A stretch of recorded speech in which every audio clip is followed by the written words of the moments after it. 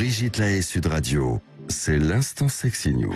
Eh bien, Joseph Agostini, ouvrez bien vos oreilles. Vous allez rire comme d'habitude parce que Trinidad, elle est de plus en plus extraordinaire. Commencez pas comme ça va me mettre la pression. Mais non. Bon, je vais vous faire une chronique très courte. D'ailleurs, c'est fini. Au micro oblige, il ne se passe rien sur le plan sexuel depuis 10 jours. Les seules queues qu'on peut voir sont celles devant les pharmacies pour se fourrer un coton-tige dans le nez. L'orifice nasal est devenu le lieu privilégié de toutes les pénétrations. L'expression « avoir un coup dans le nez » n'a jamais concerné autant de monde. Le premier qui a un orgasme nasal prévient l'autre. C'est sympa. On peut avoir des deux naseaux en même temps ou pas? Je sais pas. Je sais pas s'il y a un point N. Bref, comme beaucoup, j'ai été terrassée par Omicron et j'ai peur de faire Cela étant dit, est-ce que vous avez déjà vu Joseph Agostini, quelqu'un dans la sexualité qui a envie de pénétrer le nez? Moi, personnellement, jamais. Et pourtant, j'en ai eu. C'est vrai. Et ça, on pourrait faire un film dessus, je trouve. La question du nez, Moi, j'ai un du très plaisir nasal. Très beau blague à ma pharmacie. Et je regrette de ne pas avoir à me faire tester dans les prochains jours. Mais ça va, il est gentil, mais que le coton-tige. Alors, il vaut mieux. Vous l'avez compris, Brigitte, à Noël, on a eu les boules, mais pas celles qu'on croyait. Ah oui, du coup, j'ai pas fait mon magnifique jeu de mots. Voilà, j'avais peur de faire un four au micro-ondes. Bien sûr, elle est pas de moi, mais je l'aime beaucoup. Il y a tout de même une surprise, c'est le remake de Sissi. Tous les ans, à Noël, on a le droit à la dinde et à Sissi, sans qu'il y ait apparemment de lien de cause à effet. Mais cette année, quelle n'a pas été la surprise des spectateurs de TF1 de découvrir, dans le premier épisode de la nouvelle série, Sissi en train de se masturber. Vous allez me dire non. Sissi.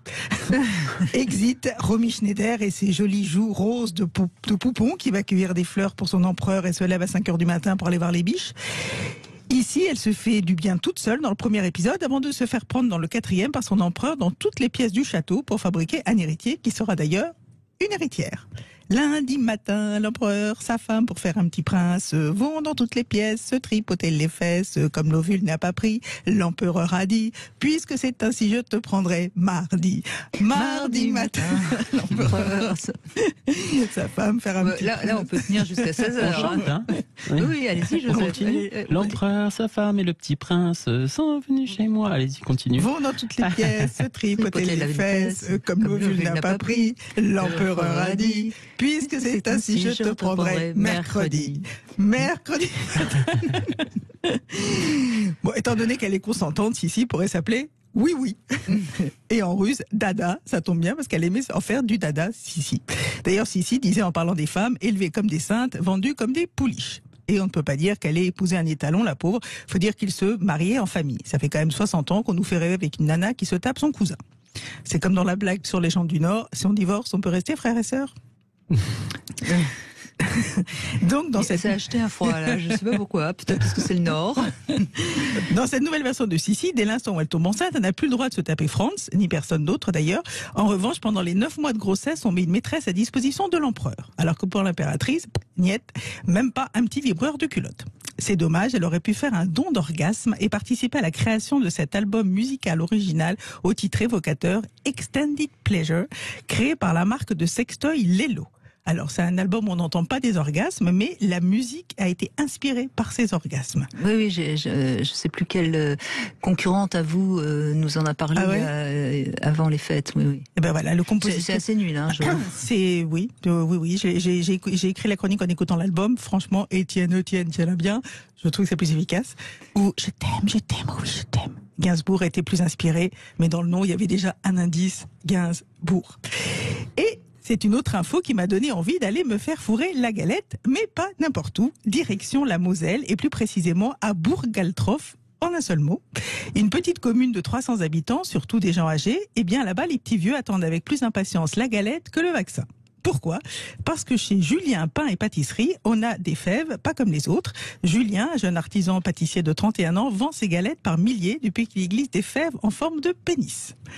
Après un confinement difficile, il a décidé d'avoir la fève festive et déjà l'année dernière, on pouvait être sacré roi ou reine grâce à la quéquette des rois de Julien. On peut les mettre dans le nez, les fèves, ou pas ? Ça Je marche pense aussi. que vu la taille, on peut. D'accord. On doit être positif, je pense.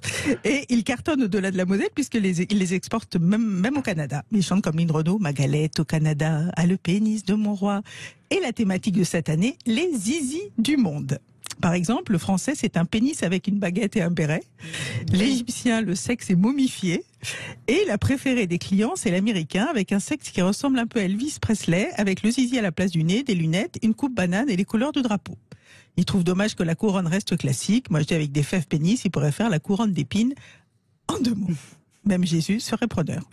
Et pour la Saint-Valentin, Julien Bernard Reignard, tel est son nom, a prévu de fabriquer des chocolats en forme de pénis, de vulve ou de poitrine. Est-ce qu'à Pâques, on aura les couilles de Jésus cachées dans le jardin ? Je ne sais pas, si vous êtes partant, derrière les buissons. Comme quoi, dès qu'on remet un peu de sexe, ça égaye la vie des gens. En tout cas, les Suisses ont trouvé des arguments plus convaincants pour pousser à la vaccination que les 3 inutiles qui nous gouvernent. À Genève, le Sex Club Delicious, qui se définit comme le plus grand club érotique de la ville helvétique, proposait une fellation gratuite pour un vaccin. Ah. C'est pour les hommes que ça... Oui, parce que nous, on a droit à quoi? Il n'y a rien Une de proposé. fellation gratuite pour un vaccin. Non, mais qu'est-ce qu'il ne faut pas entendre? Alors, je ne sais pas si ça a marché, l'offre était valable Mais jusqu'au 30 est-ce que le virus passe de la bouche au gland? Il faudrait peut-être quand même d'abord se renseigner. Il paraît que c'est beaucoup plus compliqué. La fellation par rapport au moins baiser est beaucoup moins, effectivement. Quand on rencontre un homme, il vaut mieux lui faire une fellation qu'un baiser. Voilà. C'est une nouveau geste barrière. Je te serre pas la main, je te suce. Voilà. Alors, leur message était pour remercier les personnes vaccinées de contribuer à la reprise d'une vie normale. Le club Delicious offre à chaque personne vaccinée de moins de 3 jours une pipe ou bien sur présentation d'un justificatif. Alors moi je dis, à quand le QR code? Pas mal. Jolie chute, Trinidad. Elle est formidable. Hein. Ah oui, absolument. Oui. Bon, et en tout cas, on peut toujours aller la voir entre le 7 et le 11 janvier à la Comédie Bastille pour son spectacle. Et pendant ce temps, Simone Veil. Oui, parce que là, ça a été un peu raté pendant les fêtes. Oui, il y avait un petit virus qui vous a chatouillé. Et oui. Bon, écoutez, bienvenue au club de beaucoup de Français. Au micronienne.